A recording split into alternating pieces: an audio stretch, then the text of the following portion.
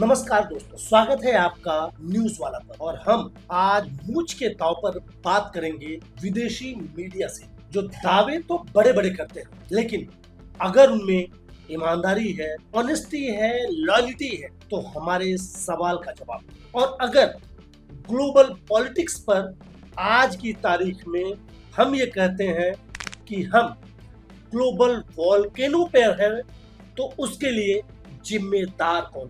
और इन सब पर बात ईमानदारी से, साफगोई से। और सुनो पश्चिमी मीडिया के लोगों, दम है मूंछ के ताव पर जवाब देना। चलिए शुरू करते हैं रूस और यूक्रेन वॉर से। पश्चिमी मीडिया की माने तो रूस ने यूक्रेन पर आक्रमण किया था और उनके शब्दों में इन्वेट किया था। भाई ईमानदारी से अगर पूछता है तो बताओ, रूस ने वो आक्रमण क्यों किया था? नाटो का गठन और उसके पीछे की मजबूरी क्या थी? और जब यूएसएसआर टूटकर सिर्फ रूस बचा, फिर नाटो की जरूरत क्या थी? मानता हूं नाटो रखना, नहीं रखना, तोड़ना, विघटन करना आपकी अपनी व्यक्तिगत स्वेच्छा है, लेकिन नाटो का एक्सपेंशन, वो भी पूर्वी यूरोप और खासकर रूस के मुहाने तक करना, किसकी मजबूरी थी और किसकी जरूरत? और अगर उस सीमा का उल्लंघन किसी ने किया था, तो फिर यूक्रेन को नाटो में शामिल करने का लॉलीपॉप किसने दिया था? और अगर आप रूस के सिरहाने पर आके बैठोगे और सोचेंगे कि रूस चुप रहेगा, तो या तो फिर आपका दर्शन, आपकी फिलॉसफी और आपकी सामरिक रणनीति एक तरफा है। तो इन्वेजन, आक्रमण किसने किया? यूक्रेन को नाटो में शामिल करने की बात किसने की? और उस दिशा में कौन से देश पहले आगे बढ़े थे? अगर इसका जवाब है तो मूंछ के ताव पे दीजिए, अगर नहीं तो फिर चुप रहे। दूसरी बात, आज के परिप्रेक्ष्य में कर रहा हूं, हिम्मत है तो ईमानदारी से जवाब दीजिएगा। रूस को कौन हथियार दे रहा है? शायद कोई नहीं, लेकिन यूक्रेन को कौन हथियार दे रहा है? पूरी दुनिया जानती है। नाटो, यूरोपियन देशों और खासकर अमेरिका, और अब तो वो बूढ़े हो गए, उनकी सरकार भी जा चुकी है, लेकिन वो जनक थे इस वॉर के। एक हम लोगों में कहा जाता है ब्लाइंड चेक दे देना, तो साहब ब्लाइंड चेक देकर गए थे। और इसी ब्लाइंड चेक के विरोध में ये ट्रम्प साहब आए।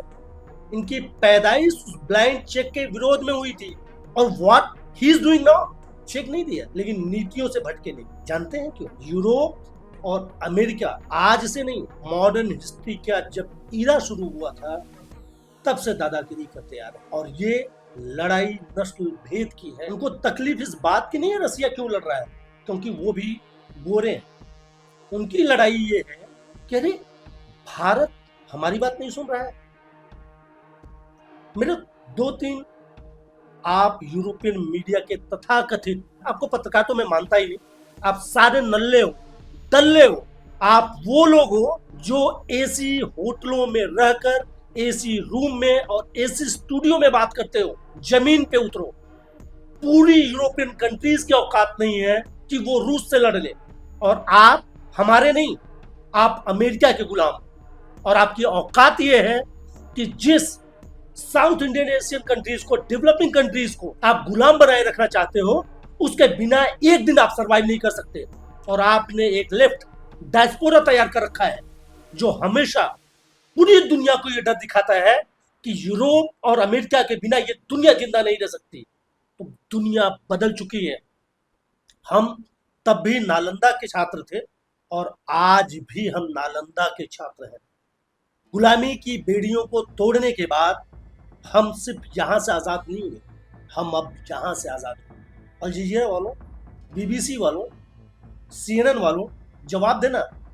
जिन्होंने यूक्रेन को हथियार दिए, जिन्होंने उनको डिफेंस मिसाइलें दी, जिन्होंने उनको पूरे इस युद्ध में 3.5 साल से फीड किया, वो जिम्मेदार नहीं। वो शांति के प्रवर्तक हैं, शांति के मसीहा है। लेकिन जो राष्ट्र अपनी जरूरतों के लिए, अपना इन्फ्लेशन न बढ़े, उसके लिए पेट्रोल खरीदता है, डीजल खरीदता है या क्रूड ऑयल खरीदता है, सामान्य भाषा में कहे तो, वो इस वॉर को फीड कर रहा है। किस दुनिया में जीते हैं और किस मुंह से आप बात करते हैं? आप सीधे हथियार की सप्लाई कर रहे हैं और आप सही हैं।